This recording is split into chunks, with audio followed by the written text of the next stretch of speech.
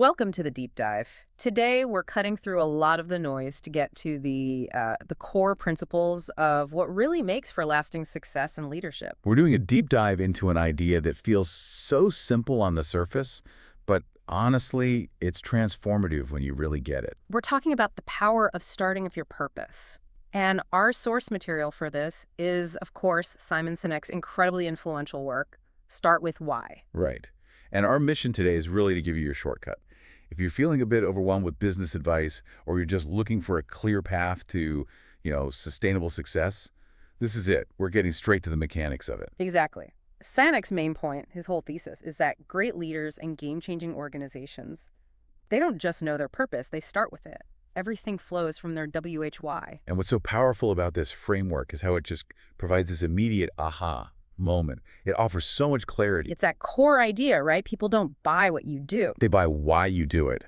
And today, we're going to pull apart that mechanism and see how it actually works. Before we jump in, just a quick note. The analysis we're drawing from really highlights Sinek's delivery style, especially in the audiobook. It's very calm, very intelligent. Yeah, it feels less like a lecture and more like a really compelling story. It's great for just letting the ideas sink in. And we're going to try and capture that same kind of energy here. So let's start with the foundation, the golden circle. Okay, the golden circle is the key visual from the book. Imagine a target with 3 rings. Right. What, how, W, and WHY. Exactly. And most businesses, most people really, they think and communicate from the outside in. But Sinek says the inspiring ones completely reverse that. So let's define them, starting from the outside, the way most people do it. Okay, so the outer ring is the what. This is the clearest part. It's what you do. The products you sell, the service you offer, your job title, it's concrete. Easy to explain, but not very inspiring. Not at all. Then you move one ring in and you get to the HOW. This is your differentiator, right? Your unique selling proposition. Precisely. It's your process, your methodology. It's how you claim to be better or different. We have superior quality, or we use a proprietary system. Okay, what and how? And then at the very center. At the absolute core, the bullseye, is the WHY. And this is the part that is so often overlooked. And what is the WHY exactly? It's not about profit. No, profit is a result. The WHY is your purpose, your cause, your belief. It's the fundamental reason you or your organization exists, the problem you're trying to solve for the world. And the whole argument rests on which direction you communicate in, outside in versus inside out. That's the entire game. Because it's not just a communication theory. This is where it gets really good. It actually maps to the biology of the human brain. Okay, now this is the part that provides the real depth. Let's get into that neurological model. So think of the brain in, let's say, 2 main parts that align with the circle. The outer 2 rings, the what and the HOW, they correspond to our neocortex. The new brain. The new brain, yeah. It's responsible for all our rational, analytical thought, language, facts, figures. That's its job. So when a company bombards you with features and stats, they're talking to your neocortex. They are. And it's smart. It makes logical sense, but it doesn't drive behavior. It doesn't inspire action. So if what and how W live there, in the rational brain, where does the WHY connect? The WHY speaks directly to the deeper, older part of the brain, the limbic system. And that's where all our feelings come from. All of them. Yeah. Trust, loyalty, and, crucially, all human decision-making. Mm-hmm. But here's the kicker. What's that? The limbic system has no capacity for language. Wait, hold on. The part of the brain that makes all the decisions can't process language? How does that work? It communicates through feeling. It's where gut decisions come from. Ah, so when someone says, I don't know, it just felt right. That is a decision coming straight from the limbic system. Sinek's point is that when you communicate your WHY, you're talking directly to the decision-making part of the brain. The what and how W just let people rationalize that decision after the fact. That makes so much sense. One approach is based on calculation. The other is based on belief. And that's why he draws that hard line between manipulation and inspiration. Exactly. This is so critical for long-term success. We see manipulative tactics all the time. What are some of the common ones he calls out? Oh, they're everywhere.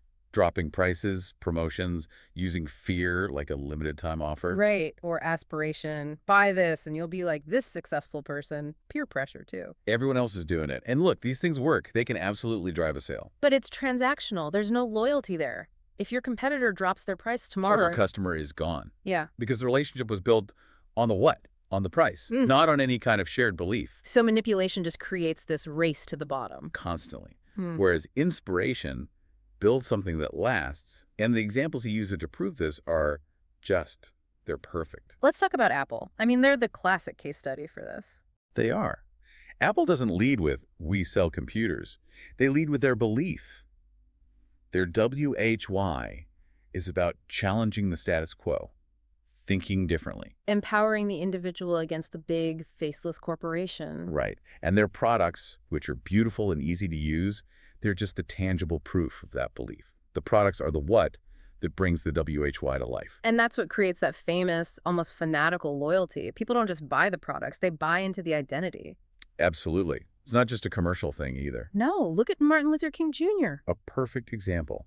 He didn't go around showing people a detailed 27-point plan for civil rights. He didn't start with the hey, how W or the what. He started by telling people, I have a dream.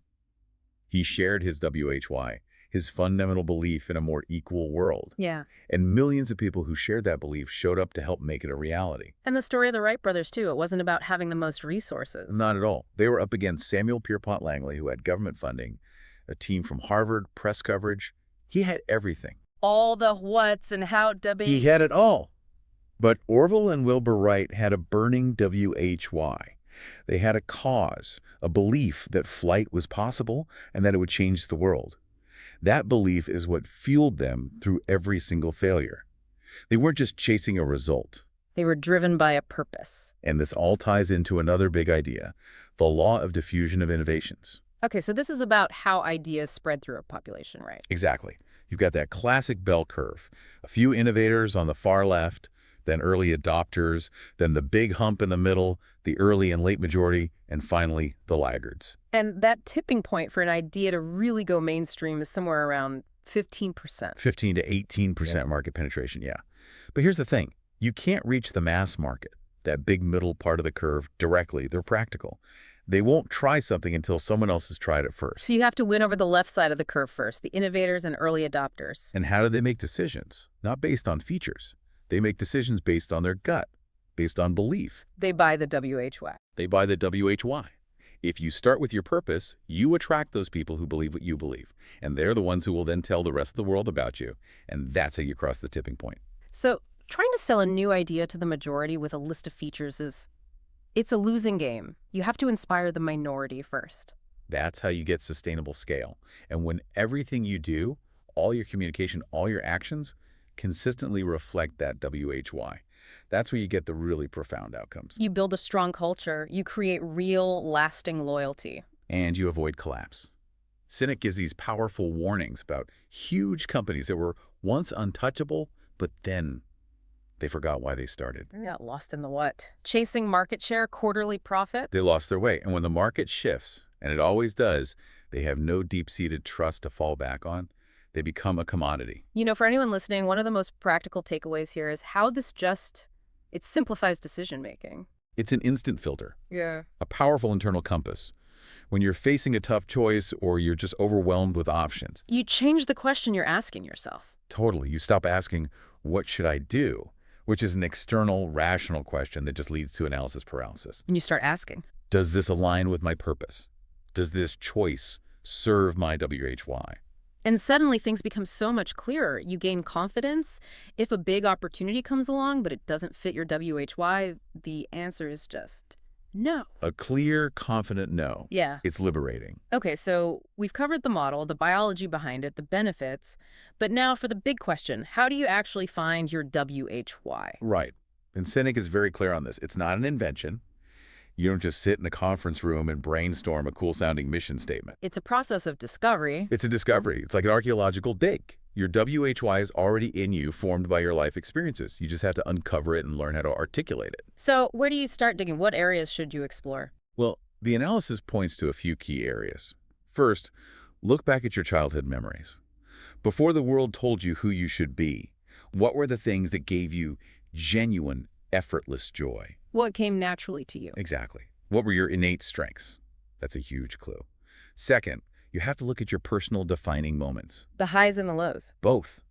Think about the times you felt truly fulfilled, or, on the flip side, deeply frustrated or let down. What was the common theme? What core value was being honored or violated in those moments? It's all about finding the pattern. If every time you feel on top of the world, it's because you connected people who were disconnected. Well, there's your WHY right there. You're looking for the consistent thread, the impact you're naturally drawn to creating. And sometimes you need help with this. You need to ask people who know you well. Right, because they can see your patterns sometimes better than you can. When you can finally articulate that WHY, it becomes this incredibly powerful tool for influence. Your communication is suddenly more authentic, more resonant. And it acts like a magnet. You start attracting the right people. The right customers, the right employees, the right partners, people who believe what you believe. And that purpose has to guide everything. Your marketing, your hiring, your leadership, all of it. That's when success becomes sustainable, when purpose is the fuel.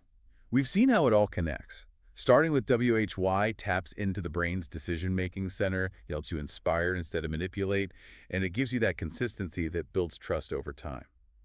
Okay, let's do a quick recap of this deep dive into Start With Why. We've established that real inspiration always starts from the inside out, from the WHY to the HIW to the what. We connected that golden circle to the actual biology of the brain, the limbic system versus the neocortex. That's the key to understanding why it works. We looked at how inspiration builds long-term loyalty, where manipulation only creates short-term transactions using those powerful examples like Apple and MLK Jr. And we finished with the actionable steps for discovering your own purpose by looking for patterns in your defining moments and natural strengths. The source material gives this work a 4.9 out of 5, calling it an essential guide for anyone who wants to lead with purpose. It's foundational. It really is. And to wrap this up, we want to leave you with a few questions to take this knowledge and apply it directly to your own life and work. Building on everything we've talked about today, here are 3 things to really mull over. First, what is my why? Seriously, if you took away your job title, your company, your immediate goals, what is the one core belief that you stand for? Second, what is the one change I truly want to create in the world? Something bigger than just your own success or your bank account. What's the impact? And finally, a tough one. Am I currently living my purpose, or am I just living on autopilot? Are your decisions being driven by that core WHY, or are they just reactions to external expectations? Just think about how you could start reversing that flow today.